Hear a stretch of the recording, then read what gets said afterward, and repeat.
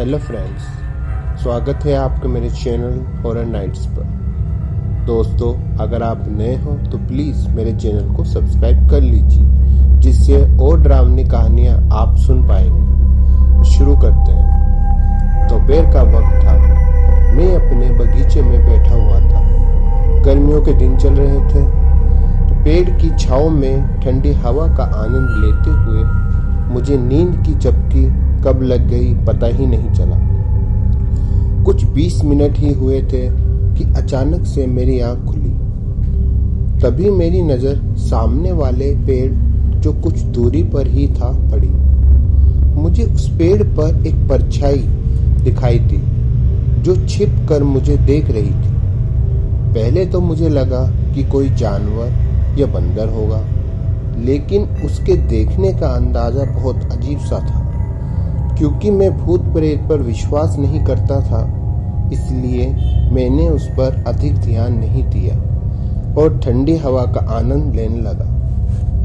तभी मेरी नज़र फिर से उस पेड़ पर पड़ी, लेकिन डर का एहसास मुझे तब हुआ जब वह परछाई उस पेड़ से हटकर और नज़दीक वाले पेड़ पर उसी अंदाज में मुझे घूरती दिखाई दी और पलक झपकते ही वह भयानक परछाई और नज़दीक वाले पेड़ पर आ गई। अब तो उस परछाई की बड़ी बड़ी लाल आंखें भी साफ साफ दिखाई पड़ने लगी। मेरे तो हाथ पैर फूलने लगे,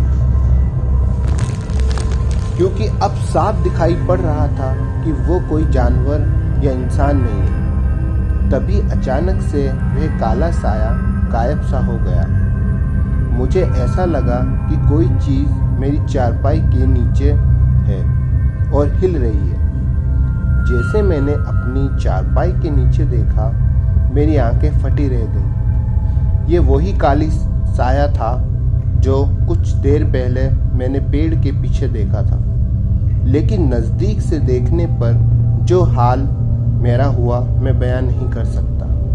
मेरा शरीर एकदम जाम सा हो गया और जब मैंने भागने की कोशिश की, तभी मेरी चारपाई एकदम हवा में उठ गई और घूमने लगी। अब मेरे पास एक ही रास्ता था। मैंने तुरंत छलांग लगा दी और कूद गया। अपने घर की ओर भागने लगा। भागते वक्त मुझे महसूस हुआ कि कोई चीज़ मेरे सर के ऊपर मेरे साथ साथ दौड़ रही है। मैं समझ गया कि ये वही काली परछाई है।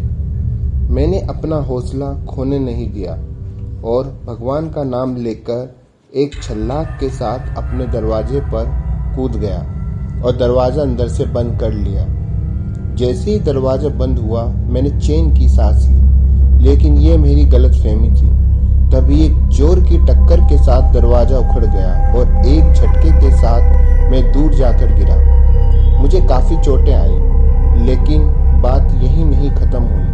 वह भयानक परछाई ठीक मेरे सामने खड़ी हो गई। अब उसका रूप और भयानक हो चुका था।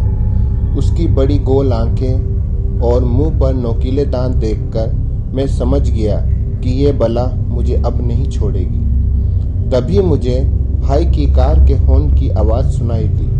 आवाज़ सुनते ही वह बला एकदम से कहाँ गायब हो गई पता नहीं चला। बस मेरी किस्मत अच्छी थी कि मैं बच गया। तो दोस्तों, और भी अच्छी कहानियाँ सुनने के लिए मेरे चैनल को सब्सक्राइब करना ना भूलिएगा।